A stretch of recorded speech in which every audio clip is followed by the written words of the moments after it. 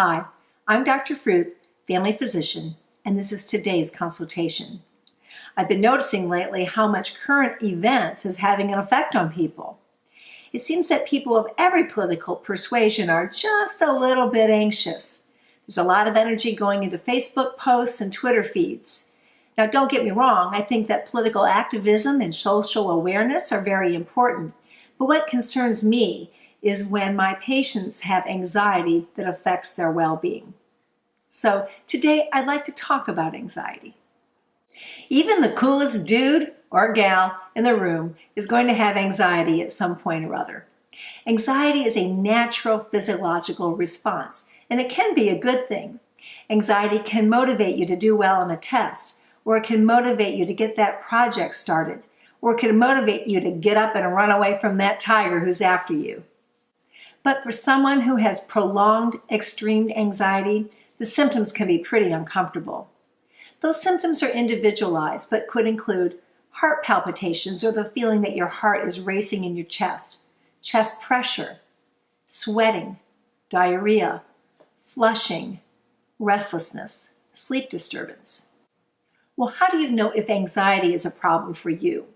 Well, a general rule of thumb is to ask yourself, is anxiety affecting my well-being? By well-being, I mean your relationship with your spouse, your partner, your kids, or your coworkers, your job or school performance, your sleep. Is it affecting your nutrition or whatever else you might be putting into your body like alcohol, marijuana, or other drugs? So anxiety, while not pleasant, is part of the human experience, and in general can be managed with things like exercise, mindfulness, meditation, nutrition, talk therapy, getting together with friends, date night. But be careful about self-medicating with things like alcohol or marijuana. There are several types of anxiety disorders, but the most common one is probably generalized anxiety disorder, or GAD. GAD is characterized by excessive, uncontrollable, and often irrational worry. The platitude of, oh, just don't worry about it, is not going to assure somebody with GAD.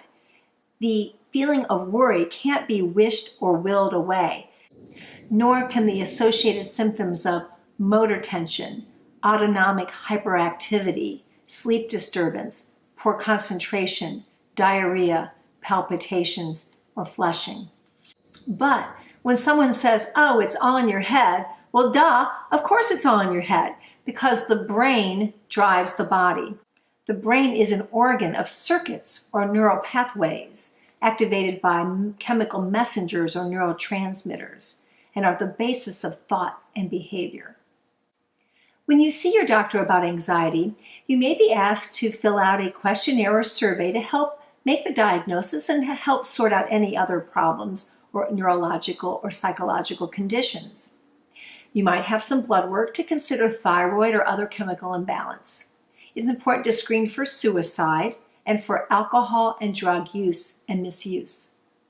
For daily or regular symptoms of anxiety, you may be offered a medication along with some psychosocial counseling with a licensed healthcare professional. If medication is recommended for daily chronic symptoms of anxiety, most physicians are going to go to the class of drugs called antidepressants. Antidepressants, although have indication for depression, of course, are often used to treat generalized anxiety disorder.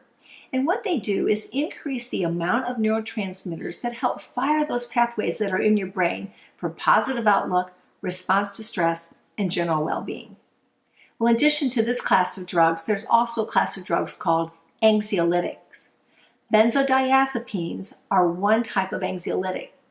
They come by names like Valium or Xanax or diazepam or Ativan, lorazepam, clonazepam, Klonopin.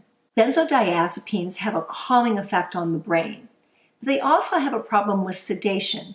They can be habit-forming and they can have abuse potential, especially the short-acting benzodiazepines like Xanax or alprazolam. And for this reason, I generally try to avoid prescribing benzodiazepines called Xanax or alprazolam in my practice. So anxiety can be a good thing, and it is part of the human condition.